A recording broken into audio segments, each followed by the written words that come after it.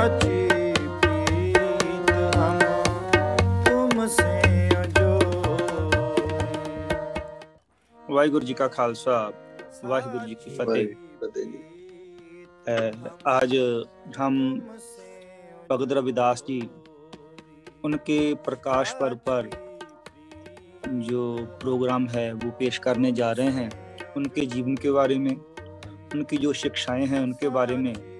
हमारे साथ इंडिया से भी गुनी जन जुड़े हैं और हमारे साथी डॉक्टर कृपाल सिंह जी वो भी हमारे साथ जो है वो जुड़े हैं। और इस प्रोग्राम को जो है वो वॉइस ऑफ मानवता चैनल, जो पूरी मानवता की आवाज़ है, उसकी तरफ से डॉक्टर हमारे सत्कारयोग सरदार मेघराज सिंह जी, उनके द्वारा जो निर्देशित किया जाता है, उनके द्वारा जो प्रोग्राम जो वो हमेशा चलाया जाता है। आज एक लंबा मेगा सीरीज प्रोग्राम की शुरुआत हो रही है। इस प्रोग्राम से इसके बाद में और भी 4-5 प्रोग्राम, आज सारा दिन भगत रविदास जी के बारे में प्रोग्राम जो वो चलते रहेंगे।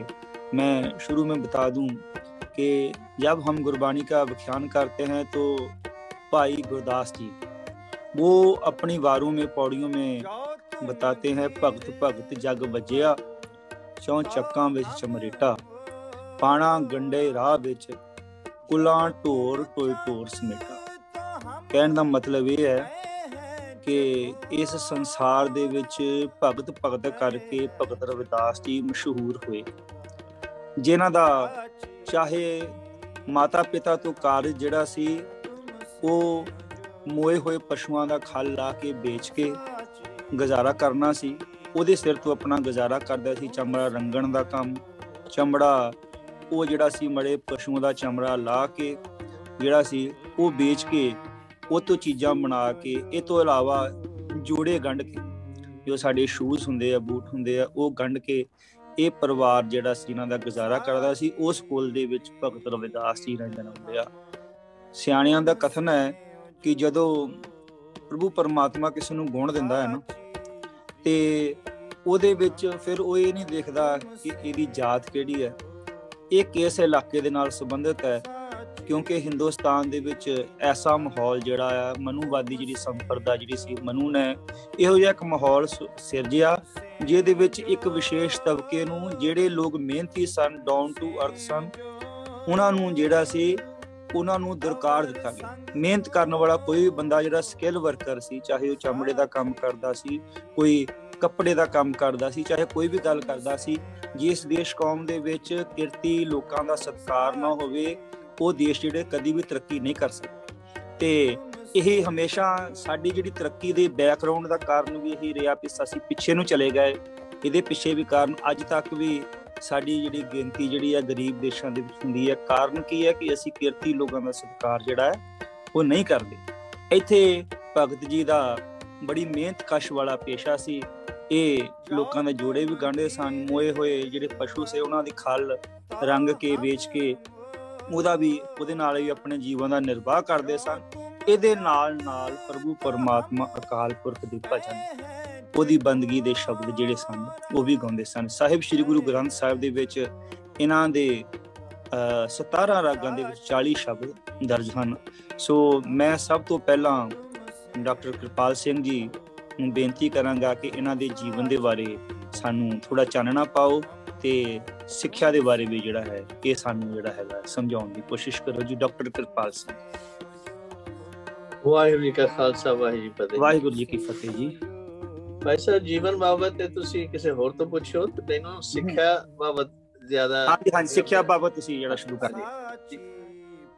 ਸ੍ਰੀ ਗੁਰੂ ਗ੍ਰੰਥ ਸਾਹਿਬ ਇੱਕ ਯੂਨੀਕ ਸਕ੍ਰਿਪਚਰ ਹੈ ਸਿੱਖੀਜ਼ਮ ਵਰਲਡ ਦੇ ਵਿੱਚ, ਜਿਹਦੇ ਵਿੱਚ ਸਿਰਫ ਗੁਰੂ ਸਾਹਿਬਾਨ ਦੇ ਸ਼ਬਦ ਨਹੀਂ ਹੈ, ਉਹਦੇ ਵਿੱਚ ਬਹੁਤ ਵਿਅਕਤੀ ਜਿਹੜੇ ਨੇ, ਜਿਨ੍ਹਾਂ ਨੂੰ ਛੋਟੀਆਂ ਜਾਤਾਂ ਦੇ, ਵੱਡੀਆਂ ਜਾਤਾਂ ਦੇ, ਜਾਂ ਕਹਿੰਦੇ ਨੇ, ਜਾਂ ਉਹਨਾਂ ਦੇ ਧਰਮ ਵੱਖੋ ਵੱਖਰੇ ਨੇ, ਉਹਨਾਂ ਦੀ ਜਿਹੜੀਆਂ ਸਿਲੈਕਟਿਵ ਰਾਈਟਿੰਗ ਉਹਨਾਂ ਦੇ ਵਿੱਚ ਸ਼ਾਮਲ ਕੀਤੀਆਂ ਗਈਆਂ। ਜੋ ਗੁਰੂ ਅਰਜਨ ਦੇਵ ਜੀ ਦਾ ਸੀਗਾ ਉਪਦੇਸ਼ ਕਿ ਗੁਰੂ ਨਾਨਕ ਸਾਹਿਬ ਦਾ ਚਲਾਇਆ ਹੋਇਆ ਸਭੇ ਸਾਂਝੀ ਵਾਲ ਸਦਾਇਨ ਕਿਸੇ ਨਾਲ ਸਿਵਾਰਾ, ਉਹ ਗੁਰੂ ਆਪਣੇ ਹਰਿਮੰਦਰ ਸਾਹਿਬ ਦੀ ਰਚਨਾ ਤੇ ਸ੍ਰੀ ਗੁਰੂ ਗ੍ਰੰਥ ਸਾਹਿਬ ਦੀ ਰਚਨਾ, ਇਹ ਸਾਰਿਆਂ ਦੇ ਵਿੱਚੋਂ ਅਸ਼ ਕਰਦੇ ਹੋ ਜੀ।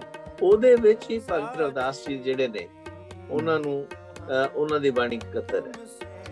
ਤੇ ਭਗਤ ਰਵਿਦਾਸ ਜੀ ਚਾਹੇ ਛੋਟੇ ਘਰਾਣੇ ਜਾਂ ਚਮਾਰ ਘਰਾਣੇ ਜਾਂ ਪਛੜੀਆਂ ਜਾਤਾਂ, ਜੋ ਵੀ ਤੁਸੀਂ ਕਹਿਣਾ ਚਾਹੁੰਦੇ, ਦਲਿਤ ਉਹਨਾਂ ਦੇ ਵਿੱਚੋਂ ਆਏ, ਪਰ ਉਹਨਾਂ ਦੀ ਬਾਣੀ ਗੁਰੂ ਗ੍ਰੰਥ ਸਾਹਿਬ ਦੇ ਵਿੱਚ ਹੋਣੀ ਮੇਰੇ ਪੁਆਇੰਟ ਆਫ ਵਿਊ ਤੋਂ ਇੱਕ ਬੜੀ ਵੱਡੀ ਚੀਜ਼ ਹੈ। ਜੇ ਉਹ ਗੁਰਮੁਖ ਨਾ ਹੁੰਦੇ ਤਾਂ ਮਹਾਰਾਜ ਨੇ ਉਹਨਾਂ ਦੀ ਬਾਣੀ ਨਹੀਂ ਵਿੱਚ ਰਚੀ ਸੀ। ਜੀ ਜੀ ਜੀ। ਸੋ ਭਗਤ ਰਵਿਦਾਸ ਜੀ ਦਾ ਜਿਹੜਾ ਰੁਤਬਾ, ਉਹਦੇ ਵਿੱਚ ਈਵਨ ਇਹ ਵੀ ਸ਼ਬਦ ਆਉਂਦਾ ਹੈ ਕਿ ਕਬੀਰ ਧਿਆਇਓ ਇੱਕ ਰੰਗ, ਨਾਮ ਦੇ ਵਸਿਓ ਹਰ ਸੰਗ, ਰਵਿਦਾਸ ਧਿਆਇਓ ਪ੍ਰਭੂ ਅਨੂਪ, ਗੁਰੂ ਨਾਨਕ ਦੇਵ ਗੋਬਿੰਦ ਰੂਪ। ਜੀ। ਸੋ ਕਿੰਨਾ ਮੰਨ ਲਓ ਉਹਨਾਂ ਦੇ ਲਈ ਉਹਨਾਂ ਦੇ ਸਤਿਕਾਰ ਹੈ, ਤੇ ਕਿੰਨਾ ਉਹਨਾਂ ਦੇ ਲਈ ਰਿਗਾਰਡ ਹੈ, ਤੇ ਕਿੰਨੀ ਉਹਨਾਂ ਦੀ ਉਸਤਤ ਹੈ। ਉਹ ਕੋਈ ਮਾਮੂਲੀ ਗੱਲ ਨਹੀਂ ਹੈ ਜਿਹੜੀ ਪੰਜਵੇਂ ਪਾਤਸ਼ਾਹ ਜਾਂ ਬਾਕੀ ਗੁਰੂ ਸਾਹਿਬਾਨ ਨੇ ਵੀ ਗੁਰੂ ਗ੍ਰੰਥ ਸਾਹਿਬ ਦੇ ਵਿੱਚ ਬਹੁਤ ਥਾਵਾਂ ਤੇ ਦਿੱਤੀ ਹੈ। ਜੀ ਜੀ। ਤੇ ਭਗਤ ਨਾਮਦੇਵ ਜੀ ਦਾ ਜਿਹੜੇ ਕਿ ਬਾਅਦ ਦੇ ਵਿੱਚ ਜਦੋਂ ਗੁਰੂ ਗ੍ਰੰਥ ਸਾਹਿਬ ਨੂੰ ਗੱਦੀ ਮਿਲਦੀ ਹੈ, ਉਹਨਾਂ ਦਾ ਸਟੇਟਸ ਵੀ ਭਗਤ ਤੋਂ, ਵੈਸੇ ਭਗਤ ਸਭ ਤੋਂ ਉੱਚਾ ਸਟੇਟਸ ਹੈ, ਪਰ ਉਹਨਾਂ ਦਾ ਸਟੇਟਸ ਗੁਰੂ ਬਣ ਗਿਆ, ਕਿਉਂਕਿ ਸਾਰੇ ਜਿਹੜੇ ਵਿੱਚ ਆਥਰ ਸੀਗੇ ਉਹਨਾਂ ਦੀ ਬਾਣੀ, ਜਦੋਂ ਗੁਰਬਾਣੀ ਜਿਹੜੀ ਹੈ ਬਾਣੀ ਗੁਰੂ ਹੈ ਬਾਣੀ ਵਿੱਚ ਬਾਣੀ ਅੰਮ੍ਰਿਤ ਸਾਰੇ, ਗੁਰਬਾਣੀ ਕਹੈ ਸੇਵਕ ਜਨ ਮਾਨੈ ਪ੍ਰਤੱਖ ਗੁਰੂ ਨਸਾਰੇ, ਤੇ ਉਹਨਾਂ ਦਾ ਗੁਰੂ ਸਟੇਟਸ ਬਣ ਗਿਆ। ਤੇ ਇਹ ਸਾਰਿਆਂ ਦੀ ਬਰੋਬਰਤਾ ਦਾ ਸੰਦੇਸ਼ ਫਿਰ ਉੱਥੋਂ ਪੈਦਾ ਹੁੰਦਾ ਜਦੋਂ 10ਵੇਂ ਪਾਤਸ਼ਾਹ ਨੇ ਇਹ ਗੁਰੂ ਗ੍ਰੰਥ ਸਾਹਿਬ ਨੂੰ ਗੱਦੀ ਦਿੱਤੀ। ਜੀ। ਤੇ ਭਗਤ ਜੀ ਦੇ ਬਹੁਤ ਵਿਚਾਰ ਜਿਹੜੇ ਨੇ ਉਹ ਚੜ੍ਹਦੀ ਕਲਾ ਵਾਲੇ ਨੇ, ਪਰ ਇੱਕ ਖਾਸ ਚੀਜ਼ ਜਿਹੜੀ ਮੈਂ ਤੁਹਾਡੀ ਲੈ ਕੇ ਆਉਣਾ ਚਾਹਨਾ ਫੋਕਸ ਦੇ ਵਿੱਚ, ਉਹ ਹੈ ਬੇਗਮਪੁਰਾ। ਬੇਗਮਪੁਰਾ ਸ਼ਹਿਰ ਦਾ ਨਾਮ ਜਿਹੜਾ ਉਹਨਾਂ ਦਾ ਸ਼ਬਦ ਹੈ। After all what is Begampura? Begampura ਕਿਸੇ ਜਗ੍ਹਾ ਦਾ ਨਾਂ ਨਹੀਂ ਹੈ। ਬੇਗਮਪੁਰਾ ਇੱਕ ਅਵਸਥਾ ਹੈ, ਸਟੇਟ ਹੈ। ਇੱਥੇ ਗਮ ਦੀ ਜਿਹੜੀ ਕੋਈ ਜਗ੍ਹਾ ਨਹੀਂ ਹੈ, ਉੱਚ ਨੀਚ ਦੀ ਕੋਈ ਚੀਜ਼ ਨਹੀਂ ਹੈ, ਸਾਰਿਆਂ ਦੇ ਵਿੱਚ ਬਰੋਬਰਤਾ ਹੈ। ਜਿਵੇਂ ਮਹਾਰਾਜ ਨੇ ਕਿਹਾ, ਆਈ ਪੰਥੀ ਸਗਲ ਜਮਾਤੀ ਮਨ ਜੀਤਾ ਜਗਜੀਤ, ਗੁਰੂ ਨਾਨਕ ਸਾਹਿਬ ਜੀ ਨੇ ਕਿਹਾ। ਤੇ ਉਹ ਬੇਗਮਪੁਰਾ ਦੀ ਜਿਹੜੀ ਕਨਸੈਪਟ ਹੈ, ਉਹ ਯੂਨੀਫਿਕੇਸ਼ਨ ਦੇ ਲਈ ਹੈ ਲੋਕਾਂ ਨੂੰ। ਜਿਵੇਂ ਗੁਰੂ ਨਾਨਕ ਸਾਹਿਬ ਜੀ ਨੇ ਸਾਰਿਆਂ ਨੂੰ ਜੋੜਿਆ, ਜਦੋਂ ਉਹਨਾਂ ਨੇ ਕਿਹਾ ਨਾ ਕੋਈ ਹਿੰਦੂ ਨਾ ਮੁਸਲਮਾਨ, ਤੇ ਜਿਵੇਂ ਗੁਰੂ ਅਰਜਨ ਦੇਵ ਜੀ ਨੇ ਸਾਰਿਆਂ ਦੀ ਬਾਣੀ ਇਕੱਤਰ ਕਰਕੇ ਇੱਕ ਜਗ੍ਹਾ ਸੰਦੇਸ਼ ਦਿੱਤਾ ਕਿ ਸਾਰੇ ਮੰਨਣ ਯੋਗ ਨੇ, ਤੇ ਉਹਨਾਂ ਦੇ ਜਿਹੜੇ ਜੀਵਨ ਆ ਸਾਨੂੰ ਉਹਨਾਂ ਤੋਂ ਸਿੱਖਿਆ ਲੈਣੀ ਚਾਹੀਦੀ ਹੈ। ਇਹ ਚੀਜ਼ਾਂ ਜਿਹੜੀਆਂ ਨੇ ਭਗਤ ਰਵਿਦਾਸ ਜੀ ਦੇ ਜੀਵਨ ਦੇ ਵਿੱਚੋਂ ਉੱਠਦੀਆਂ ਨੇ। ਸੇਮ ਮੈਸੇਜ ਉਹਨਾਂ ਦਾ ਕਿ ਵੀ ਜਿਹੜੇ ਕੋਈ ਫਰਕ ਨਹੀਂ ਹੈ ਵਾਹਿਗੁਰੂ ਦਾ ਤੇ ਇਨਸਾਨ ਦਾ, ਸਿਰਫ ਸਾਨੂੰ ਇਨਸਾਨ ਨੂੰ ਗੁਣ ਜਿਹੜੇ ਨੇ ਉਹਦੇ ਜਿਹੜੇ ਅੰਦਰ ਡਾਲਣੇ ਚਾਹੀਦੇ ਆ, ਜਿਵੇਂ ਕਿ ਗੁਰੂ ਨਾਨਕ ਸਾਹਿਬ ਨੇ ਮੂਲ ਮੰਤਰ ਦੇ ਵਿੱਚ ਦੱਸੇ ਨੇ। ਸੋ ਇੰਨੀ ਜਿਹੜੀ ਸਾਂਝ ਹੋਣ ਕਰਕੇ ਉਹਨਾਂ ਦੀ, ਤੇ ਉਹ ਜਿਹੜੀਆਂ ਸਾਰੀ ਦੁਨੀਆ ਨੂੰ ਬਰੋਬਰ ਇੱਕ ਦੂਜੇ ਨਾਲ ਜੋੜਨ ਦੀ ਗੱਲ ਕਰ ਰਹੇ ਨੇ, ਭਗਤ ਜੀ ਵੀ ਤੇ ਗੁਰੂ ਨਾਨਕ ਸਾਹਿਬ ਵੀ ਤੇ ਗੁਰੂ ਗ੍ਰੰਥ ਸਾਹਿਬ ਦੀ ਬਾਣੀ ਸਮੁੱਚੇ ਤੌਰ ਤੇ।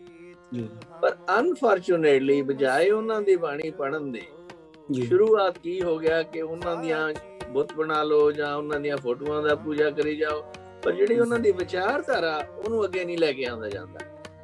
ਉਹ ਵਿਚਾਰਧਾਰਾ ਜਿਹੜੀ ਉਹਨਾਂ ਦੀ ਆ, ਉਹ ਸਭ ਨੂੰ ਨੇੜੇ ਲਿਆਉਣ ਦੇ ਲਈ ਆ, ਸਭ ਦਾ ਸਤਿਕਾਰ ਕਰਨ ਦੇ ਲਈ ਹੈ, ਤਾਂ ਕਿ ਅਸੀਂ ਬੇਗਮਪੁਰਾ ਆਪਣੇ ਰੋਜ਼ਾਨਾ ਜੀਵਨ ਦੇ ਵਿੱਚ ਵਸਾ ਸਕੀਏ, ਆਪਣੇ ਹਿਰਦਿਆਂ ਦੇ ਵਿੱਚ ਤੇ ਇੱਕ ਦੂਜੇ ਦੇ ਵਰਤਾਓ ਦੇ ਵਿੱਚ। ਸੋ ਇਸ ਪੁਆਇੰਟ ਆਫ ਵਿਊ ਤੇ ਮੈਂ ਉਹਨਾਂ ਨੂੰ ਬਹੁਤ ਸ਼ਰਧਾਂਜਲੀ ਦਿੰਦਾ ਕਿ ਉਹਨਾਂ ਦੇ ਜਿਹੜਾ ਜੀਵਨ ਆ ਉਹਨੂੰ ਸਾਨੂੰ ਸਬਕ ਸਿੱਖਣਾ ਚਾਹੀਦਾ, ਤੇ ਸਮੂਹ ਜਗਤ ਨੂੰ, ਨਾ ਸਿਰਫ ਰਵਿਦਾਸੀਆਂ ਨੂੰ ਹੀ, ਸਮੂਹ ਜਗਤ ਨੂੰ ਉਹਨਾਂ ਦੇ ਜਨਮ ਦਿਨ ਦੀ ਬਹੁਤ ਬਹੁਤ ਵਧਾਈ ਹੋਵੇ।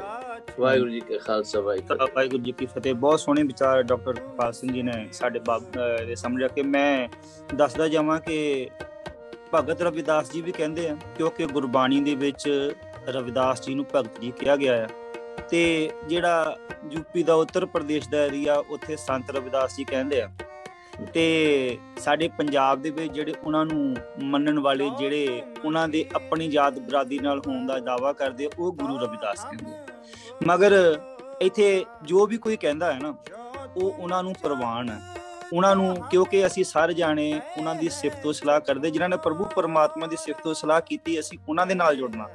ਬਾਬਾ ਰਵਿਦਾਸ ਜੀ ਨੇ ਪਰਮਾਤਮਾ ਨੂੰ ਵੱਡਾ ਕਿਹਾ, ਤੇ ਦੁਨੀਆ ਨੇ ਫਿਰ ਉਹਨਾਂ ਨੂੰ ਵੱਡਾ ਕਿਹਾ।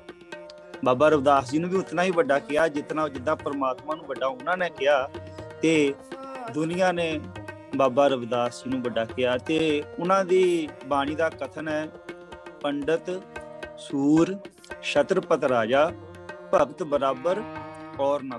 ਕਹਿੰਦੇ ਬਹੁਤ ਜ਼ਿਆਦਾ ਗਿਆਨੀ ਪੰਡਤ ਹੋਵੇ, ਕੋਈ ਸ਼ੂਰਵੀਰ ਯੋਧਾ ਹੋਵੇ, ਛਤਰਪਤੀ ਰਾਜਾ ਹੋਵੇ ਜਿਹਨੇ ਸਾਰੇ ਸੰਸਾਰ ਦਾ ਰਾਜ ਜਿੱਤਿਆ ਹੋਵੇ, ਕਹਿੰਦੇ ਭਗਤ ਬਰਾਬਰ ਔਰ ਨਾ ਕੋਈ। ਭਗਤ ਦੀ ਪੋਜੀਸ਼ਨ ਤੇ ਉਹ ਪਹੁੰਚ ਨਹੀਂ ਸਕਦਾ। ਜੋ ਭਗਤ ਦੀ ਪੋਜੀਸ਼ਨ ਹੈ, ਇਹ ਬਾਬਾ ਰਵਿਦਾਸ ਜੀ ਦਾ ਕਥਨ ਹੈ ਬਿਲਾਵਲ ਰਾਗ ਦੇ ਵਿੱਚ, ਕਿ ਉਹ ਭਗਤ ਦੀ ਪੋਜੀਸ਼ਨ ਜਿਹੜੀ ਹੈ ਉਹ ਕਿੰਨੀ ਉੱਚੀ ਹੈ। ਤੇ ਕਈ ਜਗ੍ਹਾ ਦੇ ਉੱਤੇ ਗੁਰੂ ਸਾਹਿਬਾਨਾਂ ਨੇ ਆਪਣੇ ਨਾਮ ਦੇ ਨਾਲ ਵੀ ਭਗਤ ਲਾਇਆ ਹੈ। ਇਹਦਾ ਮਤਲਬ ਇਹ ਹੈ ਕਿ ਇਹ ਸਾਡੇ ਸੰਸਾਰ ਦੇ ਵਿੱਚ ਜਿਹੜੇ ਧਰਮ ਦੀ ਬਹੁਤ ਘੱਟ ਨੌਲੇਜ ਰੱਖਦੇ ਆ, ਜਿਹੜੇ ਧਰਮ ਦੇ ਨਾਂ ਤੇ ਲੋਕਾਂ ਦੇ ਵੰਡੀਆਂ ਪਾਉਣਾ ਚਾਹੁੰਦੇ ਆ, ਉਹਨਾਂ ਨੇ ਕਹਿਣਾ ਸ਼ੁਰੂ ਕਰ ਦਿੱਤਾ, ਆਬਜੈਕਸ਼ਨ ਕਰਨਾ ਸ਼ੁਰੂ ਕਰ ਦਿੱਤਾ ਕਿ ਭਗਤ ਨਹੀਂ ਕਹਿਣਾ, ਗੁਰੂ ਕਹਿਣਾ, ਗੁਰੂ ਨਹੀਂ ਕਹਿਣਾ, ਸੰਤ ਕਹਿਣਾ। ਇਹ ਉਹਨਾਂ ਲੋਕਾਂ ਦੀਆਂ ਗੱਲਾਂ ਹਨ ਜਿਨ੍ਹਾਂ ਨੂੰ ਧਰਮ ਦੀ ਬਿਲਕੁਲ ਜਿਹੜੀ ਹੈਗੀ ਹੈ ਨੌਲੇਜ ਜਿਹੜੀ ਹੈਗੀ ਆ ਬੜੀ ਘੱਟ ਨੌਲੇਜ ਰੱਖਦੇ ਆ, ਜਾਂ ਇਹ ਨੌਲੇਜ ਦੇ ਨਾਂ ਦੇ ਉੱਤੇ ਦੁਨੀਆ ਨੂੰ ਵੰਡਣਾ ਚਾਹੁੰਦੇ ਆ। ਕਿਉਂਕਿ ਅਸੀਂ ਤਾਂ ਸਾਰਿਆਂ ਨੂੰ ਗੁਰੂ ਸਾਹਿਬਾਨਾਂ ਨੇ ਤਾਂ ਸਾਰਿਆਂ ਨੂੰ ਇੱਕ ਕੀਤਾ ਹੈ ਇਹਦੇ ਨਾਮ ਦੇ ਉੱਤੇ। ਤੇ ਭਗਤ ਜੀ ਦਾ ਜਿਹੜਾ ਜਨਮ ਹੈ, ਇਹ ਕਾਂਸ਼ੀ ਦੇ ਵਿੱਚ ਇੱਕ ਪਿੰਡ ਪੈਂਦਾ ਸ਼ੀਲ ਬਰਦਨਪੁਰ, ਗੋਵਰਧਨ ਸ਼ੀਲ ਬਰਦਨਪੁਰ। ਉੱਥੇ ਭਗਤ ਜੀ ਦਾ ਜਿਹੜਾ ਜਨਮ ਜਿਹੜਾ ਹੈ, ਇਹ ਤਕਰੀਬਨ 1434 ਇਹਦੇ ਦੌਰਾਨ ਜਿਹੜਾ ਹੈ 1430 ਦੇ ਦਰਮਿਆਨ ਉਹਦਾ ਜਨਮ ਜਿਹੜਾ ਹੈ ਉਹ ਇਤਿਹਾਸਿਕ ਸਰੋਤਾਂ ਦੇ ਵਿੱਚ ਦੱਸਿਆ ਗਿਆ। 1438 ਵੀ ਕਹਿੰਦੇ ਆ, 1434 ਇੱਥੇ ਤੱਕ ਜਿਹੜੀ ਐਗਜ਼ੈਕਟ ਡੇਟ ਜਿਹੜੀ ਹੈ ਉਹ ਬਣਦੀ ਹੈ। ਤੇ ਸਾਹਿਬ ਸ੍ਰੀ ਗੁਰੂ ਨਾਨਕ ਦੇਵ ਜੀ ਦੇ ਨਾਲ ਕਹਿੰਦੇ ਹਨ ਕਿ ਇਹਨਾਂ ਦੇ 2 ਵਾਰੀ ਕਰੀਬਨ ਮੇਲ ਹੋਏ ਹਨ। ਇੱਕ ਵਾਰੀ ਜਿਹੜਾ ਹੈ ਜਦੋਂ ਵੀ ਗੁਰੂ ਨਾਨਕ ਸਾਹਿਬ ਜਦੋਂ ਉਦਾਸੀਆਂ ਤੇ ਯਾਤਰਾਵਾਂ ਤੇ ਨਿਕਲੇ ਆ, ਹਿੰਦੂ ਧਰਮ ਦੀਆਂ ਯਾਤਰਾਵਾਂ ਤੇ, ਫਿਰ ਇਹ ਤੋਂ ਬਾਅਦ ਦੇ ਵਿੱਚ 2 ਵਾਰੀ ਜਿਹੜੇ ਹੈ 2 ਦਫਾ, ਇੱਕ ਵਾਰੀ 1518 ਈਸਵੀ ਦੇ ਵਿੱਚ ਮੇਲ ਹੁੰਦੇ ਹਨ। ਇਹ ਤੋਂ ਪਹਿਲਾਂ ਵੀ ਇੱਕ ਵਾਰੀ ਜਿਹੜਾ ਸਾਹਿਬ ਸ੍ਰੀ ਗੁਰੂ ਨਾਨਕ ਦੇਵ ਜੀ ਦੇ ਨਾਲ ਭਗਤ ਰਵਿਦਾਸ ਜੀ ਦਾ ਮੇਲ ਹੁੰਦਾ ਹੈ, ਕਿਉਂਕਿ ਇਹਨਾਂ ਦੀ ਜਿਹੜੀ ਆਰਜੂ ਸੀ ਉਮਰ ਸੀ ਉਹ ਤਕਰੀਬਨ 100 ਸਾਲ ਤੋਂ ਉੱਪਰ ਇਹਨਾਂ ਨੇ ਜ਼ਿੰਦਗੀ ਜੀ ਹੈਗੀ। ਤੇ ਇਹਦੇ ਦੌਰਾਨ ਜਿਹੜਾ ਹੈ ਭਗਤ ਭਾਈ ਗੁਰਦਾਸ ਜੀ ਨੇ ਜਿਹੜੀਆਂ ਆਪਣੀ ਵਾਰਾਂ ਦੇ ਜਿਹਦੇ ਵਿੱਚ ਮੈਂ ਜ਼ਿਕਰ ਕੀਤਾ ਸੀ, ਉਹਦੇ ਵਿੱਚ ਇਹਨਾਂ ਦੇ ਨਾਮ ਦੇ ਨਾਲ ਇੱਕ ਸਾਖੀ ਵੀ ਜੋੜੀ ਜਾਂਦੀ ਹੈ। ਸਾਖੀ ਜਿਹੜੀ ਹੈ ਉਹ ਹਮੇਸ਼ਾ ਹੀ ਸਾਡੇ ਜੀਵਨ ਨੂੰ ਸਿੱਖਿਆ ਦਿੰਦੀ ਹੈ। ਅਸੀਂ ਕਈ ਵਾਰੀ ਕਈ ਗੱਲਾਂ ਦੇ ਉੱਤੇ ਕਰਾਮਾਤਾਂ ਨੂੰ ਉਹਨੂੰ ਸਮਝ ਕੇ ਕਰਾਮਾਤਾਂ ਸਮਝ ਕੇ ਅਸੀਂ ਉਹਨਾਂ ਦੇ ਉੱਤੇ ਕਈ ਵਾਰੀ ਆਬਜੈਕਸ਼ਨ ਕਰਨਾ ਸ਼ੁਰੂ ਕਰ ਦਿੰਦੇ ਹਾਂ, ਮਗਰ ਅਸੀਂ ਉਹ ਸਾਖੀ ਦੇ ਜਾਂ ਉਹ ਕਹਾਣੀ ਦੇ ਮੂਲ ਭਾਵ ਵੱਲ ਜਾਣਾ, ਕਿਉਂਕਿ ਕਥਾ ਕਹਾਣੀਆਂ ਜੋ ਵੀ ਹੁੰਦੀਆਂ 3 ਪ੍ਰਕਾਰ ਦੀਆਂ। ਇੱਕ ਤਾਂ ਹਿਸਟੋਰੀਕਲ ਫੈਕਟ ਹੁੰਦੇ, ਉਹਦੇ ਕੋਈ ਹਿਸਟੋਰੀਕਲ ਫੈਕਟ ਹੁੰਦਾ, ਉਹ ਬਿਲਕੁਲ ਰਿਐਲਿਟੀ ਦੇ ਵਿੱਚ ਹੁੰਦੀ ਹੈ। ਇੱਕ ਦੰਦ ਕਹਾਣੀ ਹੁੰਦੀ, ਉਹ ਅੱਧੀ ਸੱਚੀ ਹੁੰਦੀ ਹੈ, ਅੱਧੀ ਜਿਹੜੀ ਹੈਗੀ ਆਪਣੇ ਕੋਲ ਲਾ ਕੇ ਗੱਲ ਕੀਤੀ ਹੁੰਦੀ ਹੈ। ਸਾਡੇ ਵਿੱਚ ਜਿਹੜੀਆਂ ਜ਼ਿਆਦਾ ਕਹਾਣੀਆਂ ਜਿਹੜੀਆਂ ਹੈਗੀਆਂ ਉਹ ਦੰਦ ਕਹਾਣੀਆਂ ਕਰਕੇ ਮਸ਼ਹੂਰ ਹੈ, ਜਿਹਦੇ ਵਿੱਚ ਭਗਤ ਜੀ ਜਿਹੜੇ ਆ ਉਹ ਜੋੜੇ ਗੰਢਣ ਦਾ ਕੰਮ ਕਰਦੇ ਆ, ਜਿੱਥੋਂ ਭਾਈ ਗੁਰਦਾਸ ਜੀ ਨੇ ਉਹਨਾਂ ਦਾ ਇੱਕ ਜਿਹੜਾ ਹੈਗਾ ਜੀਵਨ ਦਾ ਇੱਕ ਨਕਸ਼ਾ ਖਿੱਚਿਆ, ਜਿਹੜਾ ਹੈਗਾ ਭਗਤ ਜੱਗ ਵੱਜਿਆ 4 ਚੱਕਾਂ ਵਿੱਚ ਚਮਰੇਟਾ ਜਿਹੜਾ ਸ਼ਬਦ ਹੈ, ਇਹਦੇ ਵਿੱਚ ਇਹ ਦੱਸਦੇ ਹਨ ਕਿ ਇਹ ਬੈਠੇ ਆਪਣੇ ਧਰਮ ਦੀ ਕਾਰਜ, ਆਪਣੇ ਜਿਹੜੀ ਹੈ ਰੋਜ਼ ਦੀ ਜਿਹੜੀ ਕਾਰ ਹੈ ਆਪਣੇ ਪਰਿਵਾਰ ਨੂੰ ਪਾਲਣ ਦੇ ਵਾਸਤੇ ਉਹ ਵੀ ਕਰ ਰਹੇ ਹਨ। ਤੇ ਦੇਖ ਲਓ ਇਹਨਾਂ ਦੇ ਨਾਲ ਕਿੰਨਾ ਉਸ ਸਮੇਂ ਡਿਸਕ੍ਰਿਮੀਨੇਸ਼ਨ ਕੀਤਾ ਜਾਂਦਾ ਸੀ, ਇਹਨਾਂ ਨਾਲ ਇੰਨਾ ਭੇਦਭਾਵ ਰੱਖਿਆ ਜਾਂਦਾ ਸੀ ਕਿ ਜਦੋਂ ਪੰਡਤ ਆਉਂਦਾ ਤੇ ਪਹਿਲਾਂ ਉਹ ਕਿੰਨਾ ਦੂਰ ਖੜਾ ਹੁੰਦਾ। ਉਸ ਕਹਾਣੀ ਦੇ ਵਿੱਚ ਦੱਸਿਆ ਕਿ ਮੈਂ ਤੇਰੇ ਲਾਗੇ ਨਹੀਂ ਜਾਣਾ, ਨਹੀਂ ਤਾਂ ਮੇਰਾ ਸਰੀਰ ਜਿਹੜਾ ਹੈ ਪਿੱਟਿਆ ਜਾਣਾ, ਮੈਂ ਤੈਨੂੰ ਟੱਚ ਨਹੀਂ ਕਰਨਾ। ਅੱਜ ਦੇਖ ਲਓ ਸਮਾਜ ਜਿਵੇਂ ਜੇ ਵਿਦਿਆ ਆ ਗਈ ਆ, ਪੜ੍ਹਾਈ ਆ ਗਈ ਆ, ਤਾਂ ਅਸੀਂ ਸਾਰੇ ਜਾਣੇ ਇਕੱਠੇ ਪੜ੍ਹੇ ਆ, ਸਾਰੇ ਜਾਣੇ ਇਕੱਠਿਆਂ ਨਾਲ ਖਾਣਾ ਵੀ ਖਾਧਾ ਹੈ, ਹਰ ਇੱਕ ਚੀਜ਼ ਜਿਹੜੀ ਹੈ ਸਾਡੀ ਸਾਂਝੀ ਸਾਡੇ ਦੋਸਤਾਂ ਭਰਾਵਾਂ ਦੇ ਨਾਲ। ਅੱਜ ਜਾਤ ਬਰਾਦਰੀ ਦਾ ਕੋਈ ਇਸ਼ੂ ਨਹੀਂ ਹੈ, ਮਗਰ ਉਸ ਸਮੇਂ ਦੀ ਉਹ ਜਿਹੜੀ ਗੱਲ ਹੈ ਜਿਹੜੀ ਸਮਝਾਈ ਗਈ ਹੈਗੀ ਹੈ ਉਸ ਕਥਾ ਦੇ ਵਿੱਚ, ਉਸ ਸਾਖੀ ਦੇ ਵਿੱਚ, ਕਿ ਉਹ ਜਿਹੜਾ ਪੰਡਿਤ ਜਦੋਂ ਆਉਂਦਾ ਇਹ ਆਪਣੇ ਧਰਮ ਦੀ ਨਿੱਤ ਦੀ ਕਾਰ ਜਿਹੜੀ ਆ ਉਹ ਕਰ ਰਿਹਾ ਆ। ਤੇ ਉਹ ਪੰਡਿਤ ਜਦੋਂ ਇਹਨਾਂ ਦੇ ਕੋਲ ਆਉਂਦਾ ਹੈਗਾ ਆ ਤੇ ਉਹ ਕਹਿੰਦਾ ਵੀ ਮੇਰਾ ਜੋੜਾ ਗੰਢ ਦੇ। ਉਹ ਆਪਣਾ ਜੋੜਾ ਕੀ ਕਰਦਾ, ਭਗਤ ਜੀ ਜੋੜਾ ਗੰਢਦੇ, ਕਹਿੰਦੇ ਪੰਡਤ ਜੀ ਤੁਸੀਂ ਕਿੱਥੇ ਜਾ ਰਹੇ? ਕਹਿੰਦਾ ਮੈਂ ਗੰਗਾ ਇਸ਼ਨਾਨ ਦੇ ਉੱਤੇ ਜਾ। ਤੇ ਭਗਤ ਜੀ ਜਿਹੜੇ ਹਨ ਉਹ ਕਹਿੰਦੇ ਹਨ ਕਿ ਜੇ ਤੂੰ ਜਾ ਰਿਹਾ ਤੇ ਮੇਰੀ ਵੀ ਥੋੜੀ ਜਿਹੀ ਇੱਕ ਭੇਟਾ ਜਿਹੜੀ ਹੈ ਨਾ ਉਹ ਗੰਗਾ ਦੇ ਜਿਹੜੇ ਹੈਗੀ ਆ ਉਹਨੂੰ ਹਨਾ ਮੇਰੀ ਵੀ ਭੇਟਾ ਜਿਹੜੀ ਹੈਗੀ ਚੜਾ ਦਿਓ ਜਾ। ਕਹਿੰਦੇ ਪਰ ਸ਼ਰਤ ਇੱਕ ਹੈ, ਹੁਣ ਭਗਤ ਦੀ ਰਮਜ਼ ਹੁੰਦੀ ਹੈ ਹਰ ਇੱਕ ਚੀਜ਼, ਕਿਉਂਕਿ ਉਹ ਪੰਡਤ ਨੂੰ ਦੱਸਣਾ ਹੁੰਦਾ ਵੀ ਭਗਤ ਜੀ ਦੇ ਵਿੱਚ ਕਿੰਨੀ ਸ਼ਕਤੀ ਹੈ। ਪੰਡਤ ਆਪਣੇ ਗਿਆਨ ਦਾ ਹੰਕਾਰ ਕਰਦਾ, ਆਪਣੇ ਕਰਮ ਕਾਂਡਾਂ ਦਾ ਹੰਕਾਰ ਕਰਦਾ, ਮੈਂ ਕਰਮ ਕਾਂਡ ਦੇ ਨਾਲ ਪਰਮਾਤਮਾ ਨੂੰ ਵਸ ਵਿੱਚ ਕੀਤਾ, ਦੁਨੀਆ ਦੇ ਵਿੱਚ ਉਹਨੂੰ ਫੈਲਾਇਆ ਹੁੰਦਾ, ਮਗਰ ਸੱਚ ਜਿਹੜਾ ਉਹ ਭਗਤ ਰਵਿਦਾਸ ਜੀ ਦੇ ਅੰਦਰ। ਤੇ ਉਹਨਾਂ ਨੇ ਉਹ ਸੱਚ ਨੂੰ ਪ੍ਰਗਟ ਕਰਨਾ, ਇੱਕ ਤਰੀਕਾ ਹੈ ਪ੍ਰਗਟ ਕਰਨ ਦਾ, ਹਨਾ। ਤੇ ਉਹ ਕਹਿੰਦੇ ਹਨ ਕਿ ਕਹਿੰਦੇ ਵੀ ਦਮੜਾ ਤਾਂ ਦੇਣਾ ਹੈਗਾ, ਤੇ ਦਮੜਾ ਉਦੋਂ ਦੇਣਾ ਜਦੋਂ ਜਿਹੜੀ ਮਾਤਾ ਉਹ ਹੱਥ ਕੱਢ ਕੇ ਬਾਹਰ ਲਵੇ। ਇੱਕ ਉਹਦੇ ਵਿੱਚ ਇੱਕ ਦੰਦ ਕਹਾਣੀ ਆਉਂਦੀ ਆ, ਮਗਰ ਉਹਦੇ ਵਿੱਚ ਇੱਕ ਰਮਜ਼ ਆ ਸੀ। ਇਹਦੇ ਮੂਲ ਭਾਵ ਵੱਲ ਜਾਣਾ ਸੀ, ਕਥਾ ਦੀ ਸੱਚਾਈ ਜਾਂ ਇਹਦੇ ਤੇ ਵਿਚਾਰ ਕਰਨ ਤੋਂ ਬਾਅਦ ਦੇ ਵਿੱਚ ਇਹ ਗੱਲ ਸੋਚਣੀ ਹੈ। ਪਹਿਲਾਂ ਉਹਦੇ ਮੂਲ ਭਾਵ ਵੱਲ ਜਾਣਾ ਕਿ ਉਹ ਪੰਡਤ ਨੂੰ ਸਮਝਾਉਣ ਦੀ ਕੋਸ਼ਿਸ਼ ਜਿਹੜੀ ਆ ਕਿਸ ਤਰੀਕੇ ਨਾਲ ਭਗਤ ਜੀ ਨੇ ਜਿਹੜੀ ਹੈਗੀ ਆ ਇਸ ਕਥਾ ਵਿੱਚ ਜਿਹੜਾ ਭਾਈ ਗੁਰਦਾਸ ਜੀ ਜਿਹੜਾ ਬਿਆਨ ਕਰਦੇ, ਕਿਉਂਕਿ ਉਹ ਆਪ ਵੀ ਕਾਂਸ਼ੀ ਦੇ ਵਿੱਚ ਰਹੇ ਆ, ਉੱਥੇ ਜਾ ਕੇ ਵਿਦਿਆ ਇੱਕ ਉਹਨਾਂ ਨੇ ਐਡਵਾਂਸ ਸਟੱਡੀ ਜਦੋਂ ਸ੍ਰੀ ਗੁਰੂ ਅਰਜਨ ਦੇਵ ਜੀ ਮਹਾਰਾਜ ਨੇ ਭੇਜਿਆ ਆ, ਤੇ ਫਿਰ ਭਾਈ ਗੁਰਦਾਸ ਜੀ ਨੇ ਬਾਬਾ ਨਾਮਦੇਵ ਜੀ ਦਾ ਜੀਵਨ, ਭਗਤ ਰਵਿਦਾਸ ਜੀ ਦਾ ਜੀਵਨ, ਭਗਤ ਕਬੀਰ ਜੀ ਦਾ ਜੀਵਨ ਚੱਕਿਆ ਇਸ ਤਰੀਕੇ ਦੇ ਨਾਲ।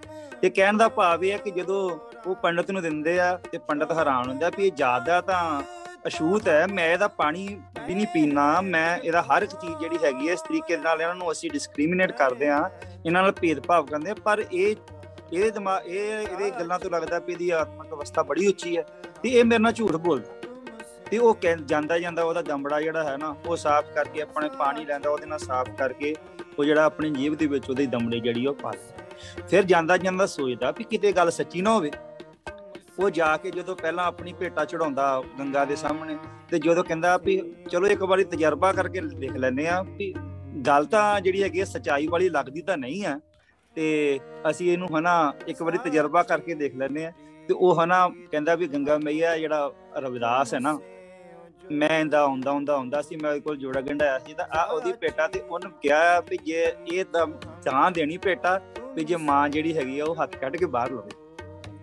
ਤੇ ਉਹ ਕਹਿੰਦੇ ਵੀ ਉੱਥੇ ਉਹ ਪੰਡਤ ਦੇਖ ਕੇ ਹੈਰਾਨ ਹੋ ਜਾਂਦਾ, ਤੇ ਜਿਹੜੀ ਹੈ ਨਾ ਉਹ ਇੱਕ ਬਿਲਕੁਲ ਜਿਹੜੀ ਉਹ ਗੰਗਾ ਨਦੀ ਦੇ ਵਿੱਚੋਂ ਹੱਥ ਨਿਕਲਦਾ। ਇੱਕ ਹਾਈਪੋਥੈਟੀਕਲੀ ਵੀ ਇਹ ਗੱਲ ਕਹਿ ਸਕਦੇ ਹਾਂ, ਮਗਰ ਅਸੀਂ ਇਹ ਚੀਜ਼ ਨੂੰ ਅਸੀਂ ਇਸ ਕਹਾਣੀ ਦੇ ਫਿਰ ਮੂਲ ਭਾਵ ਦੇ ਉੱਤੇ ਜਾਣਾ। ਤੇ ਕਹਿੰਦੇ ਵੀ ਉਹ ਹੱਥ ਨਿਕਲਦਾ ਤੇ ਉਹ ਦਮੜਾ ਲੈ ਲੈਂਦਾ, ਤੇ ਦੂਸਰੇ ਹੱਥ ਦੇ ਨਾਲ ਜਿਹੜੀ ਹੈਗਾ ਇੱਕ ਕਿਹੜਾ ਕਹਿੰਦੇ ਆ ਇੱਕ ਕੰਗਣ ਜਿਹੜਾ ਹੈ ਉਹ ਮਾਤਾ ਜਿਹੜੀ ਉਹ ਪੰਡਤ ਨੂੰ ਦਿੰਦੀ, ਕਹਿੰਦੇ ਵੀ ਇਹ ਜਿਹੜੀ ਮੇਰੀ ਪੀੜੀ ਜਿਹੜੀ ਇਹ ਭੇਟਾ ਨਾ ਇਹ ਜਾ ਕੇ ਮੇਰੇ ਭਗਤ ਜਾ ਕੇ ਤੁਸੀਂ ਲੈਣੀ।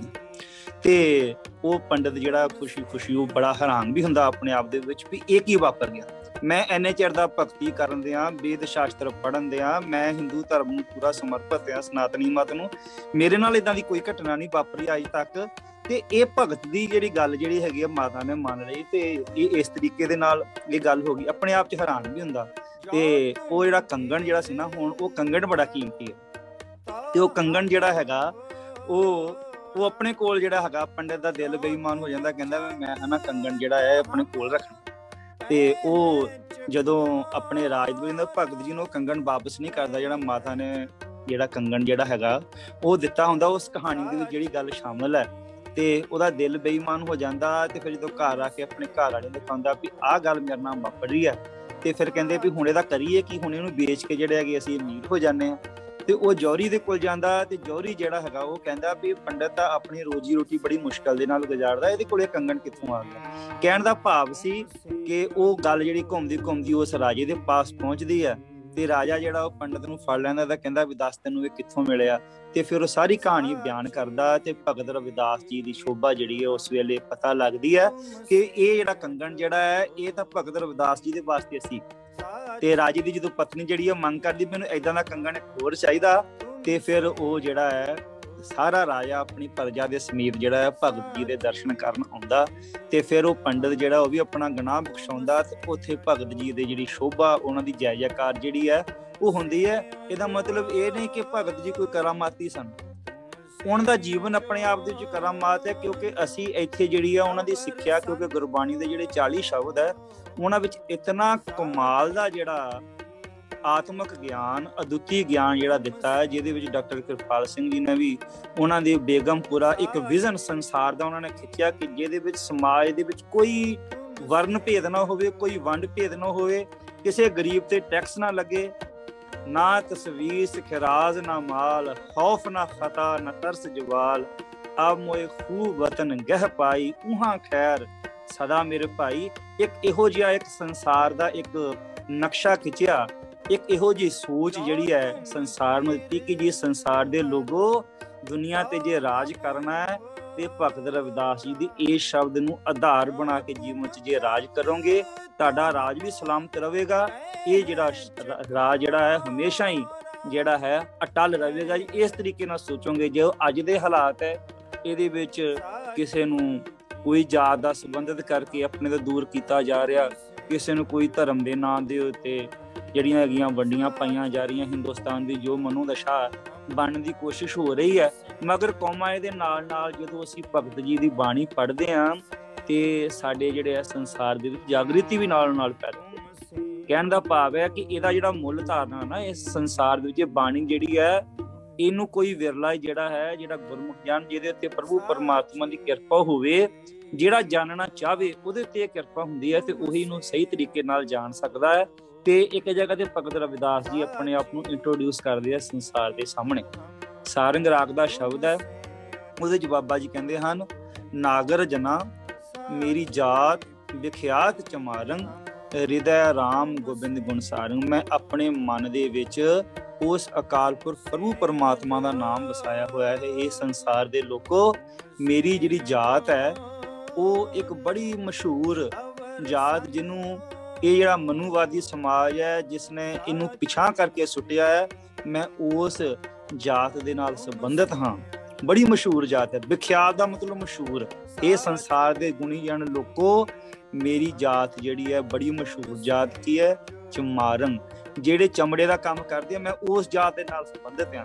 ਤੇ ਹੁਣ ਇਹ ਤੋਂ ਬਾਅਦ ਦੇ ਵਿੱਚ ਉਹ ਕਹਿੰਦੇ ਹਨ ਕਿ ਜਿਹੜੀ ਗੰਗਾ ਦਾ ਪਾਣੀ ਹੈ ਬੜਾ ਪਵਿੱਤਰ ਮੰਨਿਆ ਜਾਂਦਾ। ਇੱਥੇ ਬਾਬਾ ਜੀ ਕਹਿੰਦੇ ਤੇ ਕਹਿੰਦੇ ਵੀ ਜੇ ਉਸ ਗੰਗਾ ਦੇ ਜਲ ਤੋਂ ਸ਼ਰਾਬ ਬਣਾਈ ਜਾਵੇ, ਹੁਣ ਪਾਣੀ ਸ਼ਰਾਬ, ਇਹ ਕਹਿੰਦੇ ਜਿਹੜੀ ਸ਼ਰਾਬ ਹੈ ਉਹ ਸੰਤ ਜਨ ਨਹੀਂ ਪੀਣਗੇ।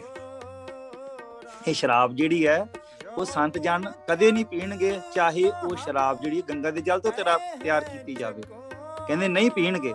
ਇੱਕ ਕਹਿੰਦੇ ਤਾੜ ਦਾ ਦਰਖਤ ਨੂੰ ਬੜਾ ਅਪਵਿੱਤਰ ਕਰਕੇ ਮੰਨਿਆ ਜਾਂਦਾ। ਤਾੜ ਦਾ ਦਰਖਤ, ਤਾੜੀ ਦਾ ਦਰਖਤ ਜਿਹੜਾ ਹੈ ਉਸ ਇਲਾਕੇ 'ਚ ਹੁੰਦਾ, ਉਹਨੂੰ ਵੀ ਉਹਦੇ ਪੱਤਿਆਂ ਨੂੰ ਜਾਂ ਉਹ ਦਰਖਤ ਨੂੰ ਜਿਹੜਾ ਹੈ ਉਹ ਅਸ਼ੁਭ ਮੰਨਦੇ ਆ ਉੱਥੇ ਉਸ ਜਗ੍ਹਾ ਦੇ ਲੋਕ।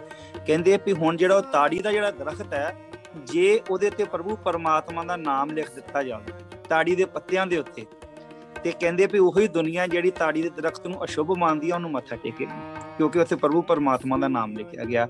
ਇਸ ਤਰ੍ਹਾਂ ਜਿਹੜੀ ਗੰਗਾ ਜਿਹੜੀ ਹੈ, ਜਿਹਦਾ ਸ਼ਰਾਬ ਜਿਹੜੀ ਪਾਈ ਗਈ ਹੈ, ਜੇ ਉਹ ਸ਼ਰਾਬ ਜਿਹੜੀ ਹੈ ਉਸ ਗੰਗਾ ਦੇ ਵਿੱਚ ਫਿਰ ਸੁੱਟ ਦਿੱਤੀ ਜਾਵੇ, ਕਿਉਂਕਿ ਹਿੰਦੂ ਧਰਮ ਦਾ ਇੱਕ ਮਤ ਹੈ, ਉਹ ਆਪਣੇ ਮਤ ਦੇ ਮੁਤਾਬਕ ਜਿਹੜੀ ਗੰਗਾ ਨੂੰ ਬੜੀ ਪਵਿੱਤਰ ਨਦੀ ਮੰਨਦੇ।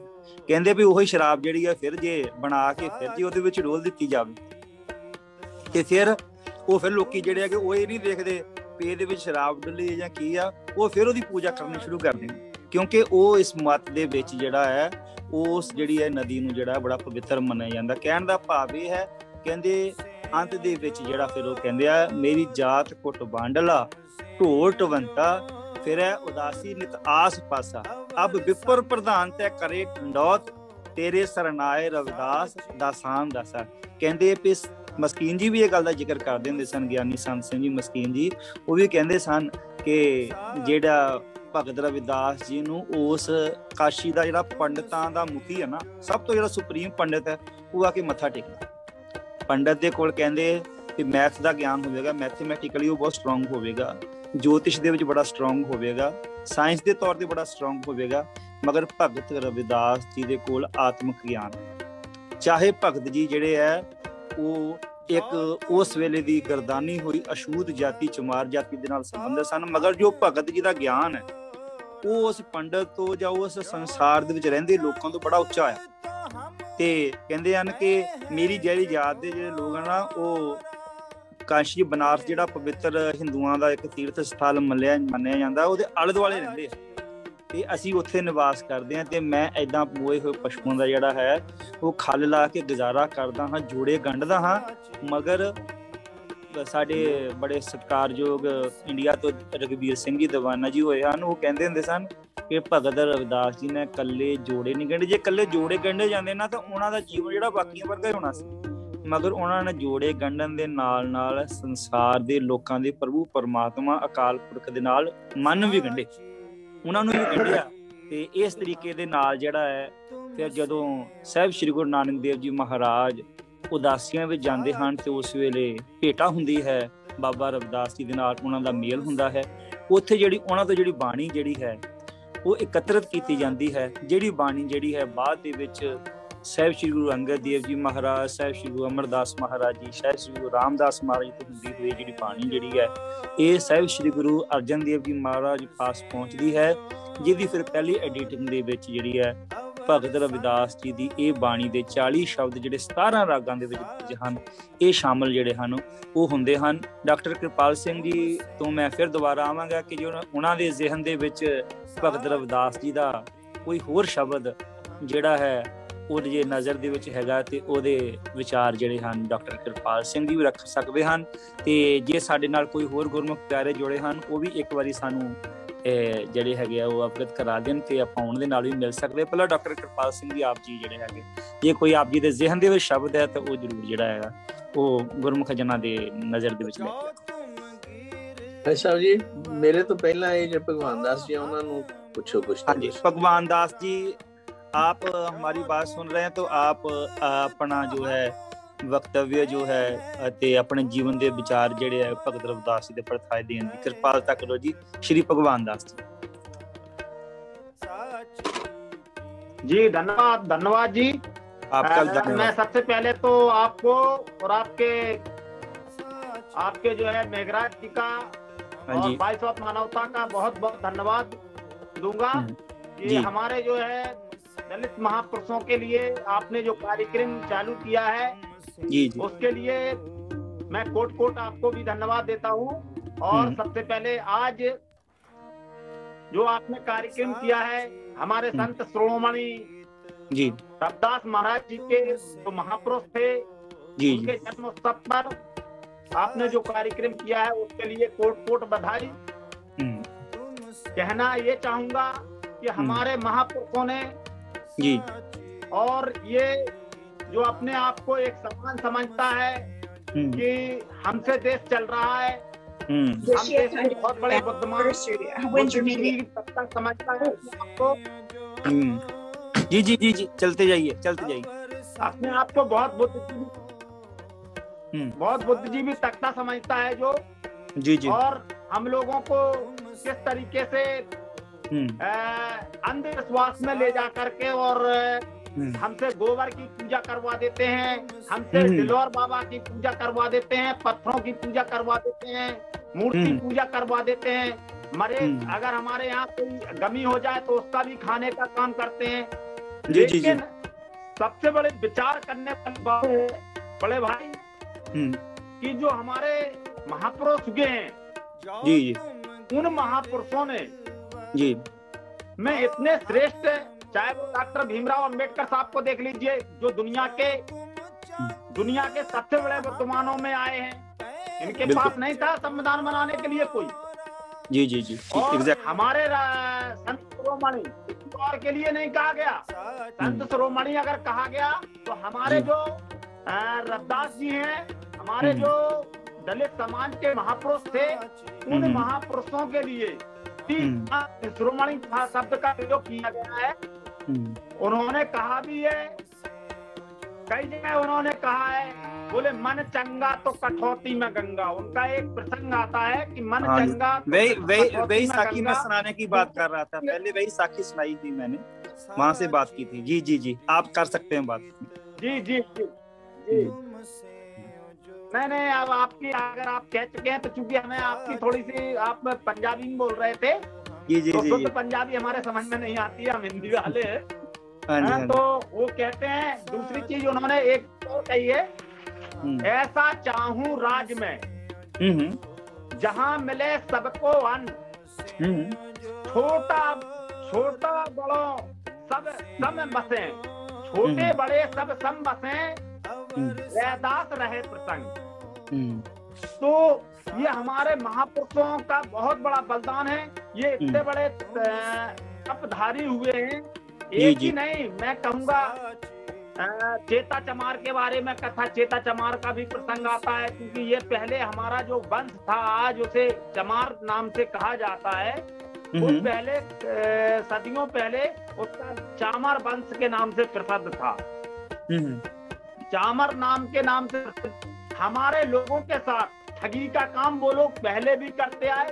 लेकिन कहने की बात ये है भाई कि उस समय हमारे पास कोई सख्त नहीं था, कोई कानून व्यवस्था नहीं थी, कोई कुछ भी ना होने के बाद हमारे महापुरुष चाहे वो रविदास जी हो, बाबा साहब डॉक्टर भीमराव अम्बेडकर हो, महामानव बौद्ध जी हो, नामदेव संत जी हो, या अन्य जितने भी संत हुए हैं, वो सारे संतों ने उस समय वो संघर्ष करके दिखाया हमें। जैसे आज जो है हम कुर्सी पे बैठने का काम कर रहे हैं, शुद्ध पानी पीने का काम करते हैं या शुद्ध भोजन करने का काम करते हैं, तो इन लोगों, इन महापुरुषों के खून पसीने की जो कमाई है उसको हम खा रहे हैं, उसको हम गमाने का काम कर रहे हैं आज। लेकिन हम लोग, भाई साहब क्षमा करना, हम लोग इतने मक्कार लोग निकलते हैं, तो ये लगता है कि हम बहुत बड़े मक्कार हैं, क्योंकि हम लोग अपने भाई से ईर्ष्या मानते हैं और अपने लोगों का सहयोग ना करके, उनके साथ बंटवारे का काम करते हैं। हजारों पार्टियां बना लेते हैं, हजारों दलों के माध्यम से, हजारों संगठनों के माध्यम से सारे लोग राजनीति में लगे हुए हैं, और हमारा अधिकार, हमारे लोगों की शिक्षा, हमारे लोगों के मान सम्मान, इन पे क्षति दिन प्रतिदिन होती चली जा रही है। आपसे कुछ छिपा नहीं है। इसलिए हमको ऐसे महापुरुष, जिस समय उनके पास कोई कानून व्यवस्था नहीं थी, संविधान नहीं था, जब राजसी शासन हुआ करते थे, जिनके लिए इनके पास एक कानून नाम की कोई चीज नहीं थी, जो हमारे लोग खाने पीने के लिए शुद्ध पानी नहीं पी सकते थे, शुद्ध जगह बैठ नहीं सकते थे।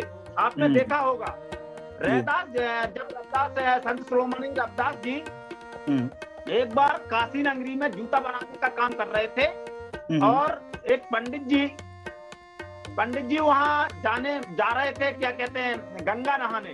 हाँ जी, वही बात मैंने की थी पंजाबी में। हाँ जी हाँ जी, आप कह दीजिए। उन्होंने कहा, थैंक यू भाई साहब, थैंक यू। उन्होंने कहा, भाई चलो रविदास जी, गंगा स्नान चलना है, दशहरे का पर्व है। तो रविदास जी बोले, भाई जाने का हमारे पास तो समय नहीं है, लेकिन हमसे एक ये टका पैसा ले जाओ, गंगा मैया को कर देना। हाँ जी, दमड़ी बोल देना, जब गंगा मैया हाथ उठा के मेरे पैसे को कबूल करें, अन्यथा की स्थिति में नहीं देना। तो बोले ठीक। अब उनके अंदर, वो पंडित जी थे, उनके अंदर ये विचार आया, बोले इस चमार की, हम बड़े तपधारी हैं, 3 वेद 18 शास्त्रन को हमें ज्ञान है, हमारा पैसा कब हम चौनी नहीं ली उनने, और हमें दर्शन नहीं दे, जब चमार को दर्शन दे देगा। लेकिन फिर भी वे तो बाकी नाने मतलब सोच रहे थे कि चलो देखते हैं। लेके जब गंगा जी के घाट पे पहुंचे, जब घाट में पहुंचे और स्नान ध्यान करके और चलते हैं, जैसे जेब में आटारो बोले तो जाए कन्नी वो रद्दासान दैती, तो जाए हम जो है तो अपन घाट पे पहुंचे, बोले लो गंगा जी वो रद्दासा तुम्हारा हतो, वो कह रहा हो तो गंगा मैया को हमारी जाए कन्नी दे दीजिए, लेकिन हाथ उठा के ले में तो उनने हाल गंगा मैया प्रकट भई, ने हाथ उठा के कहा कि लाओ हमारे भक्त ने क्या दिया है।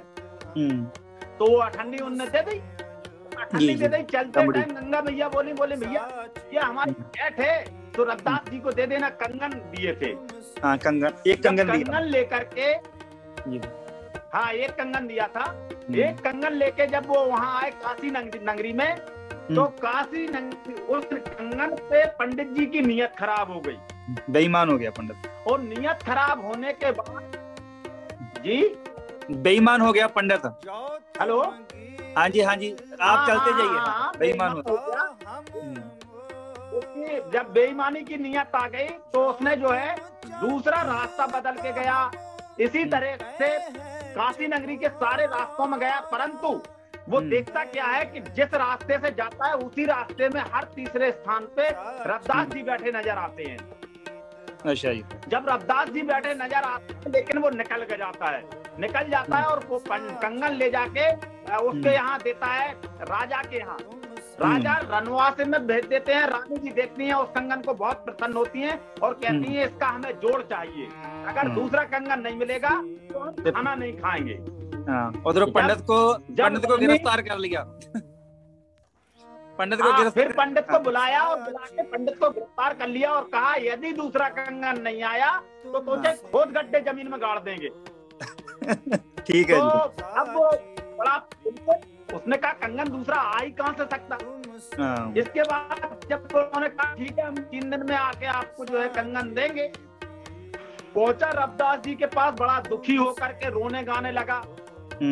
तो उस समय से भाई साहब एक चीज आपको याद दिला दूं, बड़े मैं जिम्मेदारी से कह रहा हूँ और वेद की बात है, कोई वैसी नहीं है, हमने शास्त्र में पढ़ा है उसको बता रहा हूँ। उसी समय से ये पंडित जी को शराप लगी थी रविदास जी द्वारा, संत शिरोमणि रविदास जी द्वारा ये शराप दी गई थी कि पैर तुम्हारे हाथ से पांव पहुंचे। रविदास जी के पैरों पे हाथ रख के उसमें चमड़े की कठौती में हाथ डालते हैं और कहते हैं मन चंगा तो कठौती में गंगा, और कठौती से सैकड़ों कंगन निकल आते हैं। पानी की जो कठौती चमड़ा बोलने वाली थी उसी से सैकड़ों कंगन निकल आते हैं, और वो कंगन जो है जब देते हैं और जोड़ भरवा देते हैं तो बड़ा लज्जित होता है। ऐसे हजारों जो है प्रमाण हैं जो संत शिरोमणि जी ने दिए हैं। जी। और हम समझते हैं कि हमारे जो संत महात्मा हुए हैं उनके सम आज तक ना कोई हुआ है और ना ही कभी होगा। एक बार नहीं, ऐसा ही एक प्रसंग आता है चेता और सेवा का।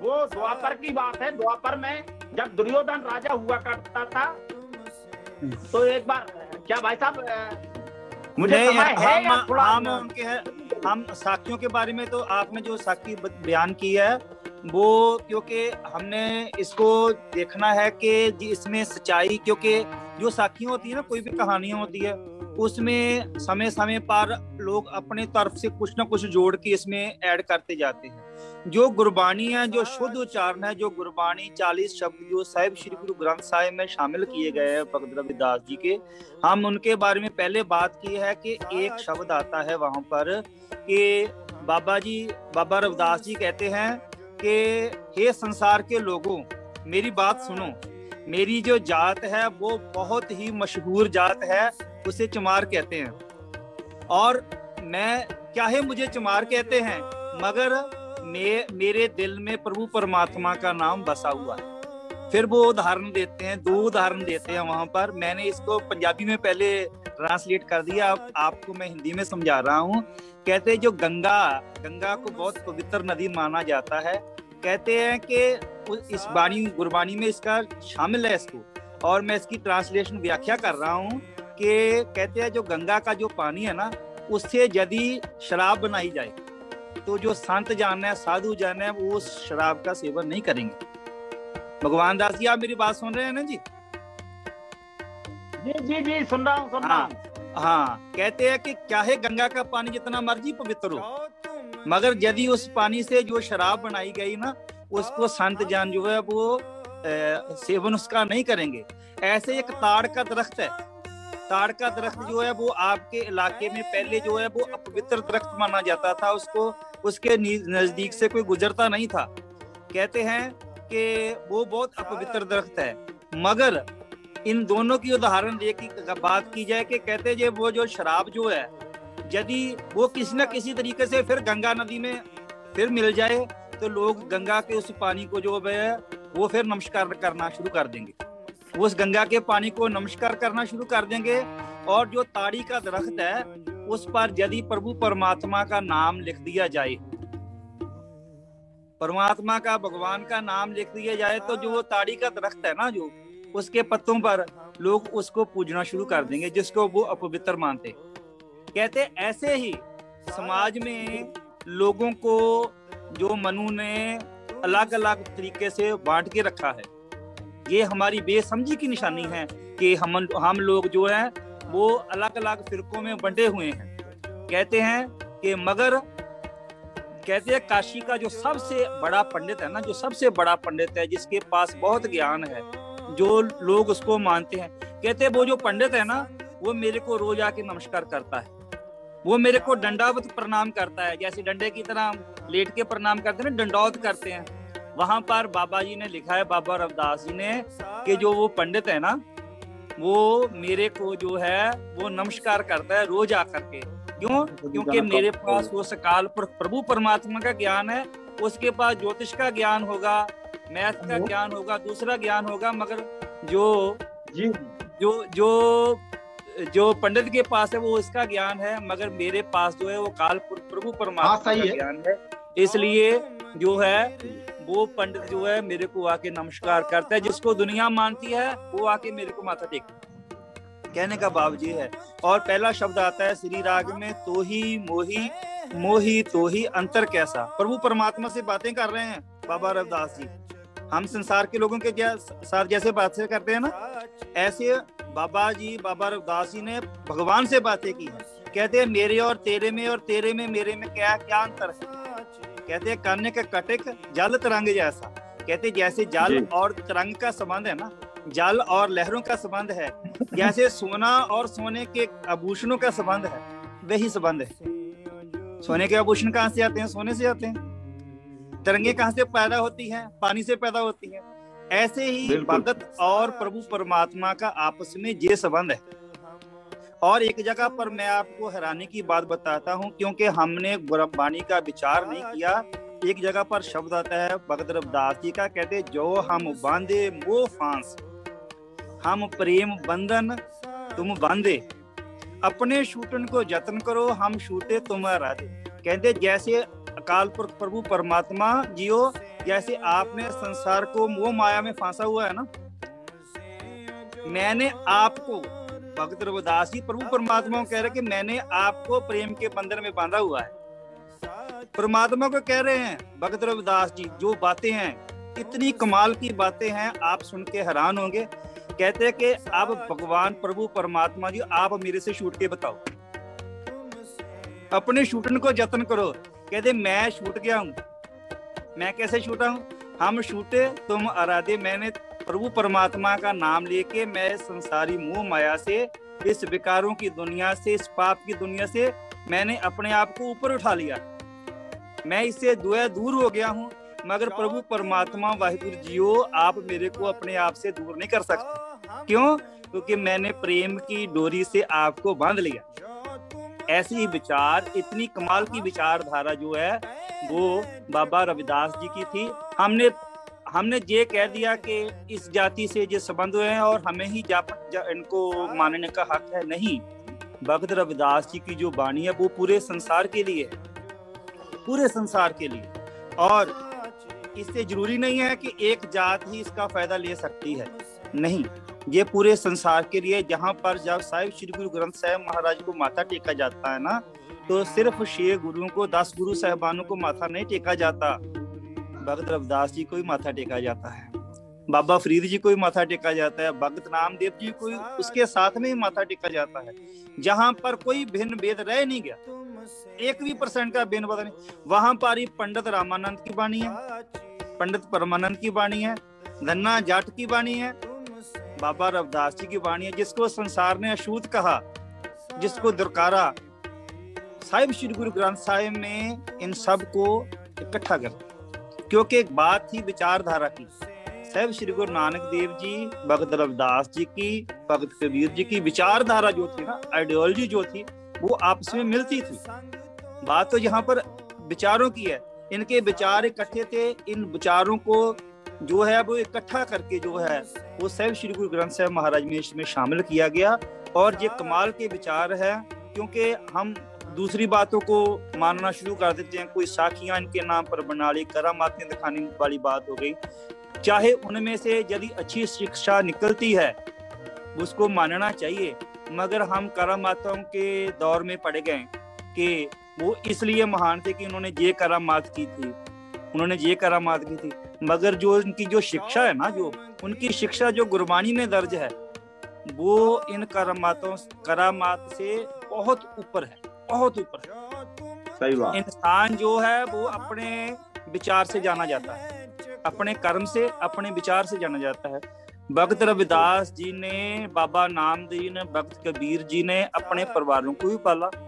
वो कोई निठल्ले संत नहीं थे आज जन के संतों की तरह की जो गाड़ियों में आए, पीछे सिक्योरिटी लग गई, वो सरकारी दरबार उनकी पहुंच होनी शुरू हुई। वो ऐसे संत नहीं थे, वो एक मेहनती संत थे। वो अपनी रोजी रोटी जो है वो भी कमाते थे, जोड़े को गांठते, जो जूते हैं उसकी रिपेयर करते थे, जो मरे हुए पशु है उनकी खाल जो है वो उतार करके उसको रंग करके जो है अपने परिवार का पेट पालते थे, और इसके अलावा वो प्रभु परमात्मा का नाम भी जपते थे। कहते हैं, मैंने बात सुनी है, आपको भी मालूम है कि पुराने समय में जब भगत रविदास जी पैदा हुए उस समय लोगों को, क्योंकि जो सनातन मत है वो वेदों को वो पवित्र मानते, कहते हैं कि यदि किसी अछूत के कान में कोई वेद का मंत्र पड़ जाए तो कहते हैं कान में जो सिक्का डाल के है ना उसके कान में डाल दिया जाता था, उसको बोला कर दिया जाता था, बहरा कर दिया जाता था कि ये प्रभु परमात्मा का नाम ना सुन सके। इतनी ज्यादा भेदभाव जो है वो इस समाज के साथ होता रहा। और जब ये ज्ञान सिर्फ श्री गुरु ग्रंथ साहिब का ज्ञान, भगत रविदास जी का ज्ञान, श्री गुरु नानक देव जी महाराज जी का ज्ञान जो है जब इन तक पहुंचा, समाज तक पहुंचना शुरू हो रहा है, आज भी कोशिश चल रही है हमारे द्वारा, आपके द्वारा, हम सब मिलके अवेयरनेस फैला रहे हैं कि ये जो ज्ञान है वो दुनिया तक पहुंचे। और समाज यदि ज्ञान पहुंचेगा ना तो ये समाज ये भागों में नहीं बांट सकती गवर्नमेंट की, जो सरकारें हैं ना इसको विभागों में नहीं बांट सकती। जो समाज है वो इस ज्ञान के सदका अपने आप इकट्ठा होना चाहिए। जरूरत है कि हम इनके ट्रैप में ना आए, इनके जाल में ना आए। मेरे को एक और शब्द याद आ गया कि जो पंडित है वो कहते हैं परमात्मा की पूजा के लिए फूल चाहिए, दूध चाहिए। अब भगत रविदास जी कहते हैं कि मैं तो गरीब बंदा हूँ, फूल मैं कैसे लेके आऊं, दूध कैसे लेके आऊं। अब पंडित कहते हैं इसमें सुचम होती है, ये इससे स्वच्छ कोई चीज नहीं है। भगत रविदास जी कहते हैं दूध तो बछड़े थनों में डाले, कहते हैं जिस दूध को तू सुच्चा कह रहा है, सुचम कह रहा है जिस दूध की, कहते पहले वो एक बछड़े ने पिया हुआ है, उसके बाद में वो जूठा दूध तुम लाके भगवान को चढ़ा रहे हो, ये कैसे सुच्चा है। जो फूल है पहले उसकी सुगंधी भंवरे ने ली है, फूल भंवर जल मीन बिगा रहे हो। कहते हैं पहले जो फूल है ना, जो फूल है उसको भंवरे ने पहले जूठा किया हुआ है, उसने की सुगंधी उसने पहले, इसलिए फूल भी तुम्हारा जूठा है। जो पानी है उसमें मछली रहती है, उसमें वो अपनी सारी क्रियाएं करती हैं, वो पीती भी है, अपना गुजारा भी करती हैं, उसमें क्रिया भी करती हैं, सब कुछ करती है। अब जो जल तुम्हारा है वो कैसे सच्चा हो गया, वो भी सोचा नहीं है। ऐसे करके उसको समझाया। इतना कमाल का ज्ञान है कि जिस चीज को हम पवित्र कहते हैं ना कि ये पवित्र है, ये पवित्र है, भगत रविदास जी की जो विचारधारा है ये कितनी कमाल की विचारधारा है कि हमारे इन सारे शंकाओं का निवारण किया है कि जिसको आप पवित्र मानते हैं ना, चढ़ाते हैं ला करके, वो नहीं है। फिर कहते हैं कि सुचम क्या है, फिर उसका जवाब भी देते हैं, क्योंकि गुरु का फर्ज है कि कंफ्यूजन नहीं क्रिएट करना, उसका जवाब भी देना। कहते कह रविदास शरण प्रभ तेरी, कह रविदास शरण प्रभ तेरी, ज्यों जानो त्यों कर गत मेरी। अब तुम ही जानते हो कि तुमने मेरी गति कैसे करनी है, क्योंकि ये तो चीजें झूठी हैं, ये मैं तेरे को चढ़ाऊंगा तो मेरे को पाप लगेगा। अब मेरी सियानप जहाँ पर काम नहीं कर रही, मेरा दिमाग काम नहीं कर रहा, आप भगवान तुम मुझे सद्बुद्धि दो ताकि मैं अपना जीवन चला सकूं। भाई साहब गुरु की कृपा से जो है वो जीवन जो है वो चलाया जा सकता है। मैं डॉक्टर कृपाल सिंह जी, क्योंकि मैं हिंदी च उन्होंने समझाना चाहता सी, इस करके मैं कोशिश की, मैं टाइम पे ज्यादा ले लिया ते मैं हाँ क्योंकि मेरे मन ਦੀ ਭਾਵਨਾ ਸੀ ਕਿ ਇਹਨਾਂ ਤੱਕ ਇਹ ਗੱਲ ਪਹੁੰਚਣੀ ਚਾਹੀਦੀ ਹੈ। ਹਾਂਜੀ, ਤੇ ਤੁਸੀਂ ਵੀ ਆਪਣੇ ਵਿਚਾਰ ਜਿਹੜੇ ਰੱਖਣ ਦੀ ਕੋਸ਼ਿਸ਼ ਕਰੋ ਥੋੜਾ ਚਿਰ ਵਾਸਤੇ। ਕੋਈ ਗੱਲ ਨਹੀਂ, ਤੁਸੀਂ ਬਹੁਤ ਸੋਹਣੇ ਵਿਚਾਰ ਦੱਸੇ ਨੇ ਭਗਵਾਨ दास जी। मेरे को तो पंजाबी आती है, हिंदी नहीं, थोड़ी बहुत ही कोशिश करूंगा मैं जरूर। सबसे बड़ी बात तो ये है आप दर्शन दे रहे हैं इस प्रोग्राम में, बहुत अच्छी बात है। आप हमारे पिता तुल्य हैं, आप हमारे पिता तुल्य हैं, और हम जो है बड़े धन्य हैं कि आप जो है हमें ये क्या शब्दों का प्रयोग कर रहे हैं। हालांकि ये शब्द हमारे लिए यूज नहीं करना चाहिए आपको, हम तो आपके पुत्र के समान हैं, बड़े भाई हैं, और बड़े भाई का बाप के बराबर दर्जा होता है। मैं अधिकारी हूँ। आपकी बहुत मेहरबानी, आपकी बहुत मेहरबानी, आप इतना मान इज्जत दे रहे हैं। सो भगवान दास जी, मैं ये विचार आपसे साझा करना चाहता हूँ कि जो उत्तम विचार भगत रविदास जी, गुरु रविदास जी दे ने, उन्हां दी विचार जिहड़ी है वो बहुत कम हुंदी है। लोग उन्हां दी भगत जी दी पूजा करते ने, जदों कि पूजा जिहड़ी है शब्द दी लोड़ है, उन्हां दी जिहड़ी बाणी है भगत रविदास जी दी, ओदी विचार दी लोड़ है, वो असली पूजा है। ना कि बुत बना के ਜਾਂ ਉਹਨਾਂ ਨੂੰ ਧੂਪ ਆਰਤੀ ਦੇ ਕੇ ਉਹਦੇ ਤਾਂ ਉਹਦਾ ਹਿੰਦੂ ਤਰੀਕਾ ਹੋ ਗਿਆ, ਉਹਦਾ ਪੰਡਤਾਂ ਵਾਲਾ ਹੋ ਗਿਆ, ਪੰਡਤਵਾਦ ਹੋ ਗਿਆ। ਉਹਦੇ ਵਿੱਚੋਂ ਤੇ ਸਾਨੂੰ ਕੱਢਿਆ ਭਗਤ ਰਵਿਦਾਸ ਜੀ ਨੇ। ਭਗਤ ਰਵਿਦਾਸ ਜੀ ਤੇ ਸਾਨੂੰ ਉਹਦੇ ਵਿੱਚੋਂ ਮੁਕਤੀ ਦੇ ਰਹੇ ਨੇ ਕਿ ਵੀ ਤੁਸੀਂ ਪਰਮਾਤਮਾ ਦੇ ਗੁਣ ਗਾਵੋ, ਪਰਮਾਤਮਾ ਦੇ ਨਾਲ ਜੁੜੋ, ਪਰਮਾਤਮਾ ਦੇ ਨਿਗਾਹ 'ਚ ਸਾਰੇ ਬਰੋਬਰ ਨੇ। ਪਰ ਅਸੀਂ ਫਿਰ ਵੀ ਉਹ ਛੱਡ ਨਹੀਂ ਰਹੇ ਹਾਂ। ਇਹ ਕੀ ਕਾਰਨ ਹੈ ਤੁਹਾਡੇ ਖਿਆਲ 'ਚ? आप अपने विचार दसो कि लोग क्यों नहीं उनकी वाणी की विचार करने की बजाय क्यों उनकी शख्सी पूजा कर रहे हैं? भगवान दास जी, भगवान दास जी, हाँ जी, हाँ जी, आपसे पूछ रहे हैं डॉक्टर कृपाल सिंह जी कि उनकी जो कथा कहानी है उनके बारे में ज्यादा समझाया जाता है, ना कि उनके उपदेश के बारे में ज्यादा बोला जाता है। जहाँ पर बात तो उपदेश की होनी चाहिए कि उनके उपदेश के पर ज्यादा विचार हो, मगर हम उनकी कहानियां बना करके पेश की जाती है। हम लोगों को कैसे समझा सकते हैं इस बात को? ये डॉक्टर कृपाल से जी पूछने का यत्न कर रहे हैं। बात जो है यहाँ जो हमारे ऊपर आज तक के रिकॉर्ड में जो हमारे पूर्वज थे, हमारे जो माता पिता थे, उनके ऊपर चूंकि वो अज्ञानी थे, शिक्षित तो थे नहीं, और शिक्षा हो भी कहाँ से? जब क्या नाम है, महाभारत की और रामायण की ये कक्षाओं में, विद्यालयों में पाठ पढ़ाया जाता है बच्चों को। उलझा के रखा हुआ है इसमें। हमारे जो संत महात्मा है, जो जिन्होंने सब कुछ वाकई में एक सत्य होता है और एक असत्य होता है। तो हम वाकई सच्चाई तो ये है कि आत्म ज्ञान बिना नर भटके, कोई मथुरा कोई काशी, पानी में मीन प्यासी, मोह सुनसुत आवे हाथी।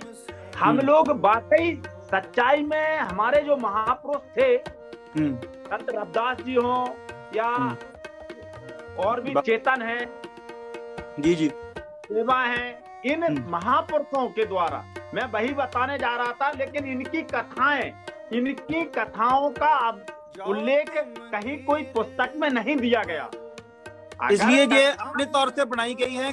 ये किसी की है नहीं, ये अपने तौर से जोड़ी गई है, इन लोगों द्वारा ही जोड़ी गई है जो उनको पसंद नहीं करते। कहने का भाव जी है।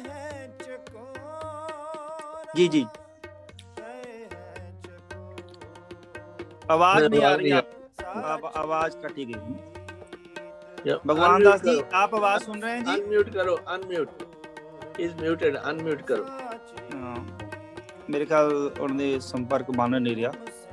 भगवान दास जी, जी जी, हाँ जी, हाँ जी, अब ठीक है। हाँ जी, हुण गल करो। जैसे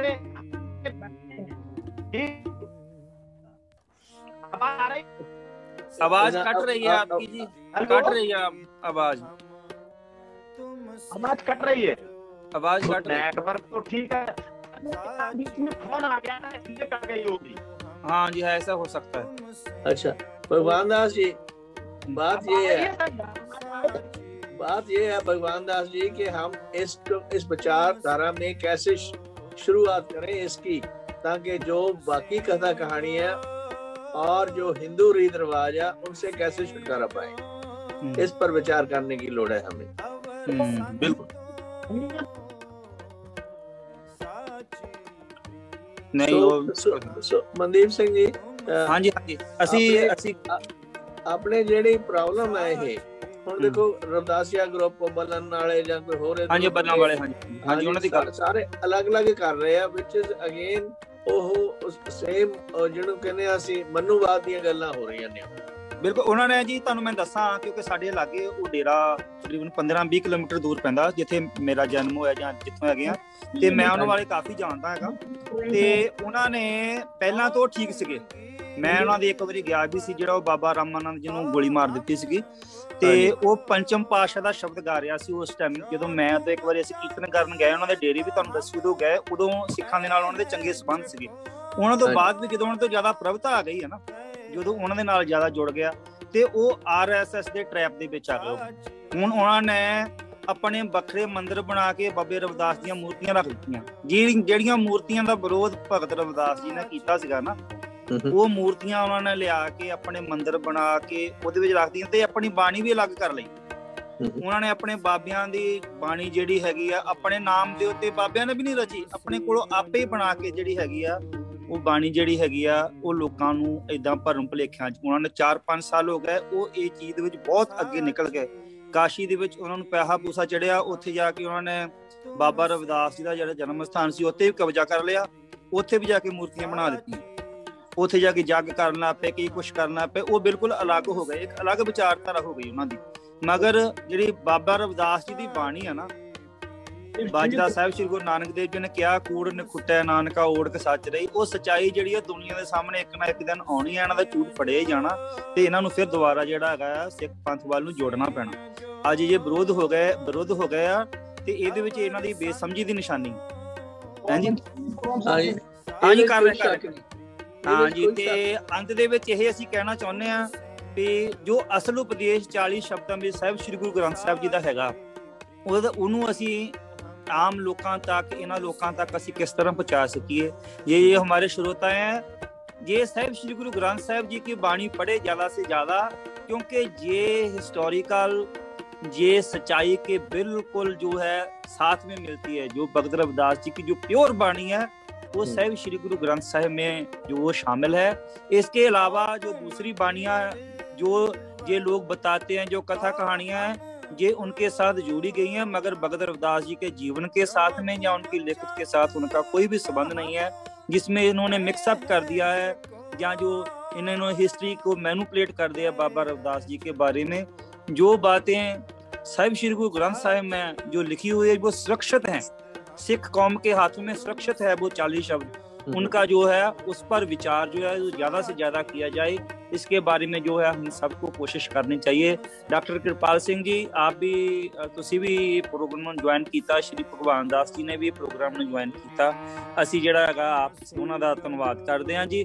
ਆਪ ਸਭ ਨੂੰ ਸਾਡੇ ਵੱਲੋਂ ਵਾਇਸ ਆਫ ਮਾਨਵਤਾ ਵੱਲੋਂ ਸਰਦਾਰ ਮੇਘਰਾਜ ਸਿੰਘ ਜੀ ਖਾਲਸਾ ਡਾਇਰੈਕਟਰ ਸਾਹਿਬ ਉਹਨਾਂ ਦੇ ਵੱਲੋਂ ਤੇ ਸਾਰੇ ਗੁਣੀ ਜਨਾਂ ਨੂੰ, ਸਾਰੇ ਸਮਾਜ ਨੂੰ, ਸਾਰੇ ਹਿੰਦੁਸਤਾਨ ਦੇ ਲੋਕਾਂ ਨੂੰ ਜਿਹੜਾ ਹੈ ਉਹ ਇਹਨਾਂ ਦੇ ਪ੍ਰਕਾਸ਼ ਪਰਵ ਦੇ ਉੱਤੇ ਜਿਹੜਾ ਲੱਖ ਲੱਖ ਵਧਾਈ ਜਿਹੜੀ ਦਿੰਦੇ ਹਾਂ ਜੀ। ਗੁਰੂ ਮਹਾਰਾਜ ਸਾਡੇ ਸਾਰੇ ਤੇ ਕਿਰਪਾ ਕਰੇ, ਅਸੀਂ ਇਹਨਾਂ ਸ਼ਬਦਾਂ ਦੀ ਵਿਚਾਰ ਜਿਹੜੀ ਆਉਣ ਵਾਲੇ ਸਮੇਂ 'ਚ ਵੀ ਕਰ ਸਕੀਏ ਜੀ। ਵਾਹਿਗੁਰੂ ਜੀ ਕਾ ਖਾਲਸਾ, ਵਾਹਿਗੁਰੂ ਜੀ ਕੀ ਫਤਿਹ।